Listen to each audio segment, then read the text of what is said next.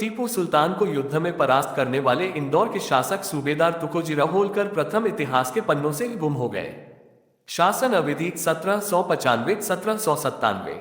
लेखन सूरज सम्राट। तुकोजीराव होलकर हमेशा अपने काका सूबेदार मल्हार राव होलकर के साथ युद्ध क्षेत्रों में सहायक रहे थे। मल्हार राव होलकर की मृत्यु के पश्चात मातेश्वरी अहिल्याबाई ने उनको अपना सेनापति बनाया था। वह मातोश्री अहिल्याबाई होलकर व पेशवा के हमेशा विश्वस्त स्वामी भक्त बने रहे। इनका जन्म सन 1723 में हुआ था। मातोश्री के शासनकाल में उन्होंने कई युद्धों में भाग लिया था। सन 1794 में महादजी सिंधिया की मृत्यु के बाद सूबेदार तुकोजीराव होलकर ही मराठों के प्रमुख थे।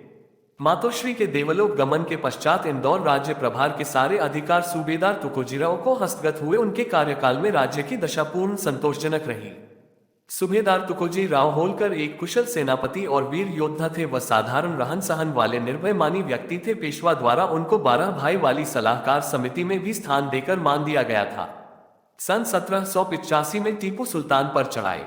टीपू सुल्तान ने अपने शासनकाल में 1 लाख से अधिक हिंदुओं को मुसलमान बनाया था। वह अपने आप को औरंगजेब, तैमूर, नादिर शाह की तरह मशहूर करना चाहता था और उनका सरताज बनना चाहता था।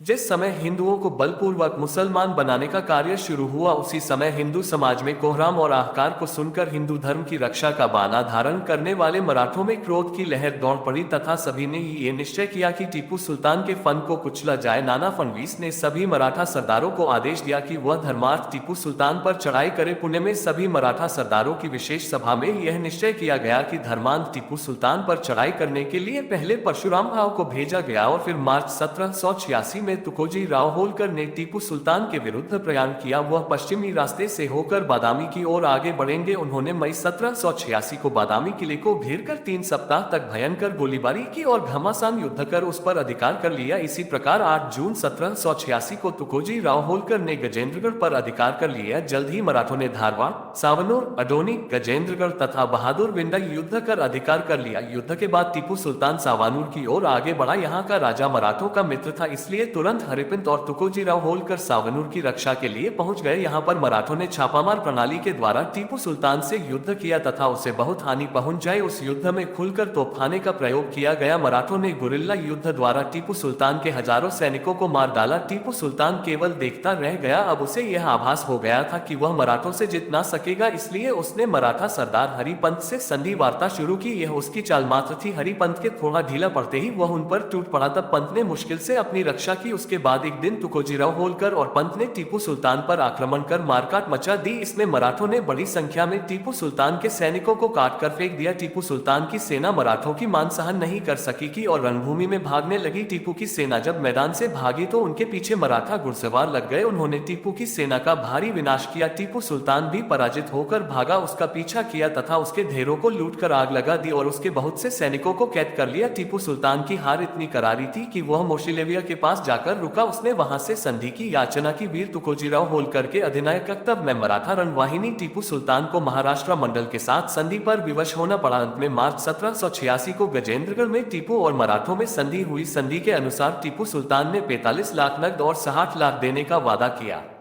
इस संधि से मराठों को अधिक लाभ हुआ। उनके खोए इलाके फिर से उन्हें वापस मिल गए और मराठों की सीमा कृष्णा नदी के बजाय तुंगभद्रा नदी तक पहुंच गई। तुकोजीराव होलकर ने टीपू के 2 पुत्रों को अपनी कैद में रखा। जब तक टीपू संधि के अनुसार सारे कार्य नहीं करता तब तक उसके दोनों पुत्रों को कैद में ही रखा जाएगा। तुकोजीराव होलकर ने अपनी पैनी तलवार की मार से टीपू सुल्तान का धर्मांधता का भूत उतार दिया। आगे चलकर टीपू के सारे राज्य को मराठों और अंग्रेजों ने जीत लिया। जिस मैसूर के हिंदू राजघराने को हराकर टीपू ने गद्दी छीनी थी, उन्हीं मैसूर के राजा को वापस सौंप दिया गया। त्रावणकोर के इलाके को टीपू ने जीता था, उसके राजा को त्रावणकोर वापस दे दिया गया। टीपू की सत्ता का अंत हो गया। ऐसे मराठा वीर योद्धा सूबेदार तुकोजीराव होलकर को शत शत नमन। गुलदस्ता साभार ग्रंथ होलकरों का इतिहास मधुसूदन राव।